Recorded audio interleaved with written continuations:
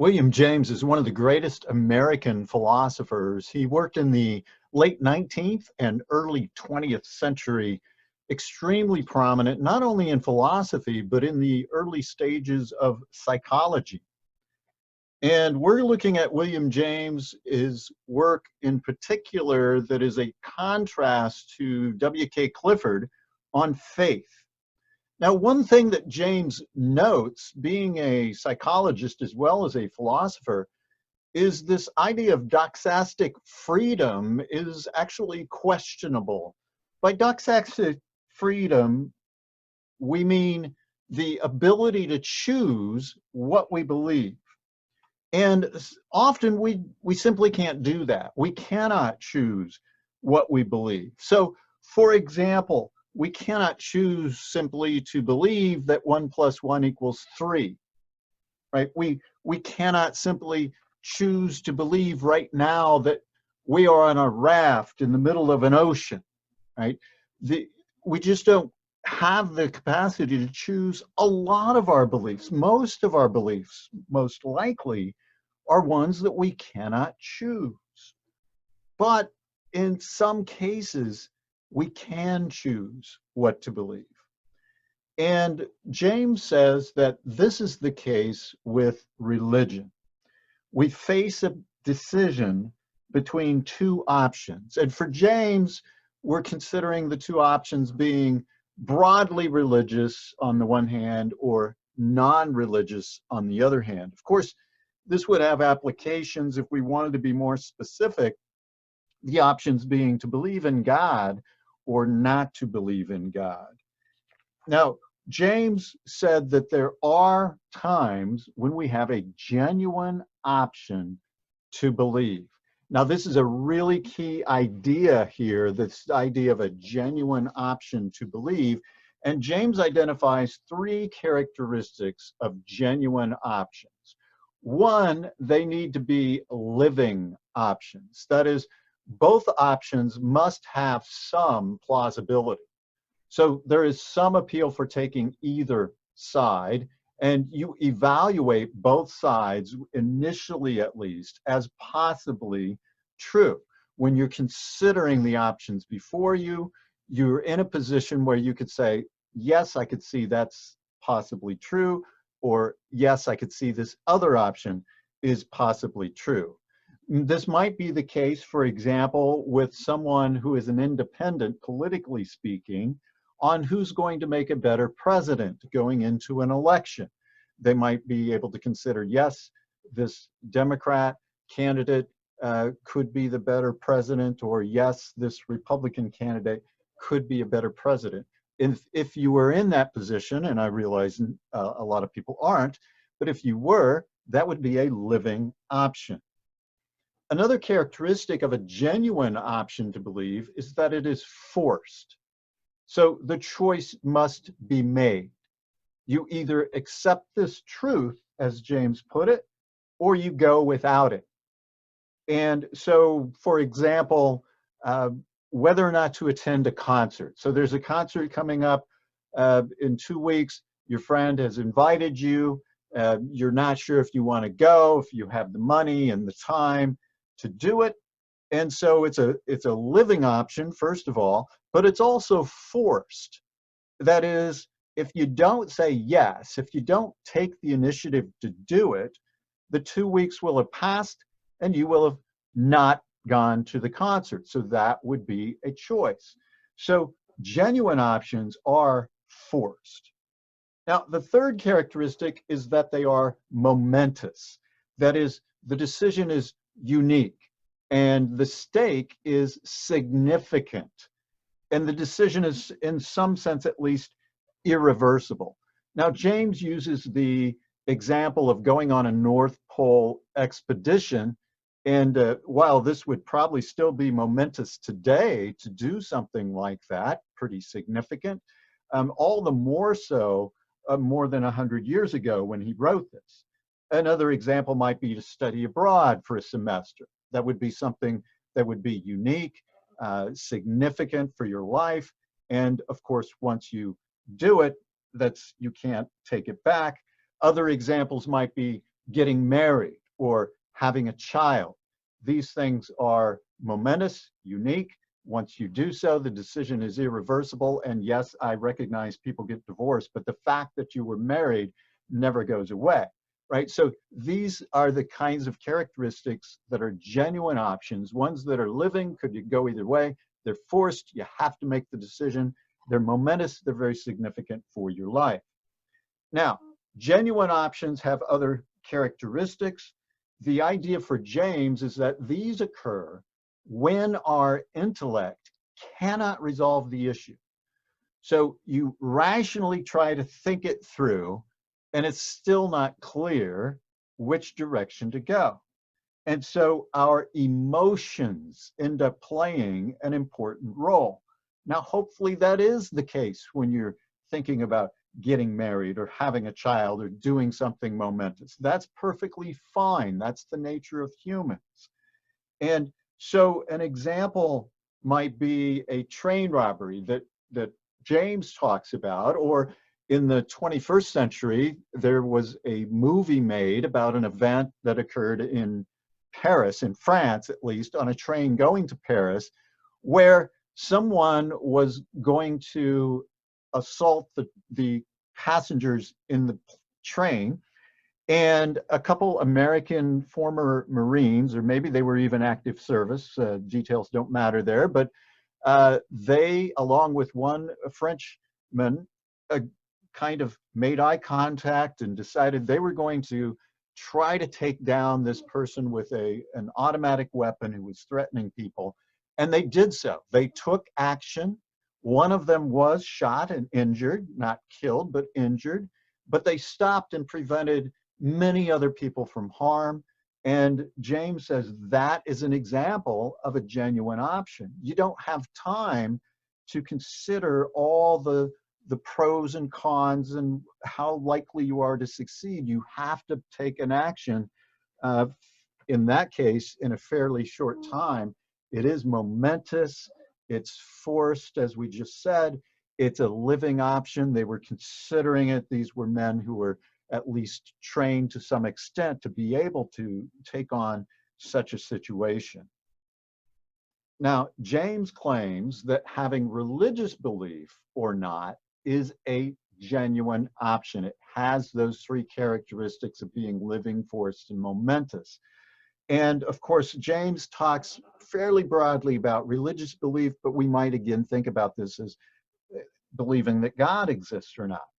So even when this is an issue of science or philosophy, James notes that our passional nature, that's what he calls our emotions basically, they do influence us. And so some people who are in physics, even in chemistry, they get onto a theory and they really want it to be true. So they work hard and put in years in trying to show that they are right. And their passional nature gets involved in it. It happens in philosophy as well. That's simply a psychological fact, right? This isn't really a controversial philosophical claim. It's an observation. It's a psychological fact about how we do work and do philosophy. Now, against Clifford in particular, Clifford's fear of being wrong motivated his efforts to avoid error, right? That was his ultimate goal, avoid error. But James, in the contrast, says such a person is likely to miss out on great and wonderful truths. And for religious belief, James argues, our intellect cannot resolve the issue. This is a lecture that he gave at Harvard, I believe, and the audience in there in the late 19th, early 20th century were open to religion being correct, or the religious perspective on life being the correct way to approach life, and others were open to that not being the case. Again, we can think about this in terms of believing in God or not believing in God. And James says, and as we've seen with other arguments for the existence of God and against the existence of God, it's possible that the intellect does not resolve the issue. And even more likely, that our passions are involved, especially because our passions are likely involved before we even began to consider philosophical arguments about the existence of God. Now, there is a restriction, of course. You only want to consider intellectually viable options. So if your intellect can show that something is false, you don't want to consider that as an option, right? You do use your intellect, your rationality to rule out such things. But we cannot simply not decide at all about religion. Being agnostic, in a sense, for James, would be a decision. It means you're not believing in God. So either you believe in God or you don't. Now, you might be an agnostic or an atheist if you don't believe in God, but that's the decision. We could phrase it like that. And Clifford's advice then doesn't eliminate risk, right? Either we risk losing out on great truths in order to avoid error, in order to avoid believing something false, or we risk being wrong, but gaining the opportunity to have great truth. And James encourages his readers, his audience, to go ahead and take the risk and believe, and that's better. Some examples of this would include social settings and making friends. You need to take some risk in order to make friends. You have to risk some rejection. You have to take some initiative. If you are of the view that I will only initiate, or I won't initiate contact, I'll only respond to those who are first friendly with me, then that's not going to help you make many friends, right? You have to take initiative. You have to risk being rejected in order to make friends and in order to get involved with a group of people. To be involved in a social organization takes a risk. So we either trust that others involved will uphold their end, for example. This is true with a club or a team, or even being involved in a government, or being involved in an army, right? It's true of small social organizations. You have to trust other people to fulfill their responsibilities in keeping the organization going, for example. This takes a risk. So our faith, based on our hopes and desires, James argues, is sometimes necessary. We need to do this in order to have a fulfilling life. Now, when it comes to religion, again, in particular, there are two claims of James. Again, his is kind of a watered down version when it comes to religion. Here's his first claim, that the best things are the more eternal things. Well, again, that's fairly watered down in terms of, that doesn't look like belief in God at all. And again, it makes sense to view this as somebody arguing along the lines that maybe the best thing would be to believe in God. That seems to be much more significant kind of choice than simply what James proposes here. And his second claim is that, look, we're better off even now if we believe the first claim. So somebody might be, this is somewhat similar, it's not the same as Pascal, who argued that your life is going to be better off if you believe in God because of the probabilities involved and the possible consequences of not believing versus believing. James is somewhat like that now because he's looking at the possible consequences of believing in terms of your life right now. Now, against Clifford, once more, James would say that the skeptic, like Clifford, reasons that it's better to risk a loss of truth than risk making an error. And James says, look, this only appears to be neutral. It sounds neutral, but it's actually to take a stand. So James might say that Clifford's counsel is kind of like a child when they're first learning to outfield in baseball. So we've probably all been familiar with this in one way or another. Maybe you've been that child. You're in the outfield, somebody hits a ball to the child, and it doesn't go directly to them, and so they don't move, and then it might roll right on past them, and then they're kind of like, well, it didn't come to me. And the attitude seems to be, if I go to try to catch it and I miss it, or go to try to stop it and I miss it, then I'm going to look bad, so I'll just not try, and that way I won't make the error. Of course, the problem is that's a mistake all the way around. And of course, if you're familiar with children learning to play baseball, there's always someone, probably the shortstop, that's racing out there after the ball and gets it and then gives a few words to the outfielder who didn't move with good reason, right? James would say that Clifford is like that outfielder who just won't move, won't take a risk of missing the catch. He also says, look, it's a bad rule of reasoning if it completely prevents you from acknowledging certain truths. And his example might again include that God exists. It's a bad rule of reasoning if you just have this rule of reasoning that simply rules out at the face believing that God exists, because it's possible that you might be wrong. So the best option with religion, James says, is to risk for the sake of great benefit. And he argues that we will be more courageous and better people if we take that risk. So it is actually rational to believe. This is now an argument. It makes sense, right? It's reasonable to believe. Now, there might be some criticisms to raise, and some criticisms include this concern: does belief of the kind that James recommends make something more likely to be true? Well, let's think through this. In terms of making friends, or say making a marriage work, I think the answer is clearly yes, right? Believing that someone else is going to be a good friend helps your attitude toward that person and actually makes it more likely that they will be a good friend. And the same with other social settings, right?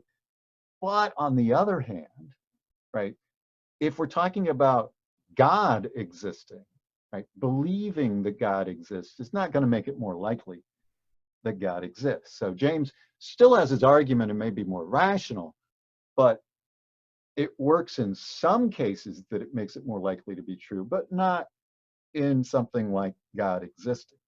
And for most decisions and beliefs, of course, we should try to reason through them and not allow our emotions to sway us one direction or another without the initial investigation. It's only after investigating, if we find we're still neutral, that then it seems reasonable to apply James's advice. So, summing up, the difference between James and Clifford seems to be their goals, right? Clifford, the goal is avoid error at all costs. Just don't make mistakes. So don't believe when you might be wrong. For James, the goal is to aspire to the truth, right? Seek out the truth. Be willing to have some faith. Your life is going to be more fulfilling. Now, both of them seem to have an argument based on consequences. What will your life be like if you take this approach? Now, we did say that with James, it's true that your life might be more fulfilling if you have faith in other people and a positive attitude and so on. But when it comes to religion, it doesn't seem to make as much difference. Although one might say, if God exists, he is likely to be more revealing to someone who has faith and is seeking him than someone who does not. And so in that sense, you're more likely to find the truth. Now, James says if you take only Clifford's approach, you're likely to become a lonely skeptic. Whereas James' views of his own life is one of great friendship, uh, positive beliefs, and a fulfilling life.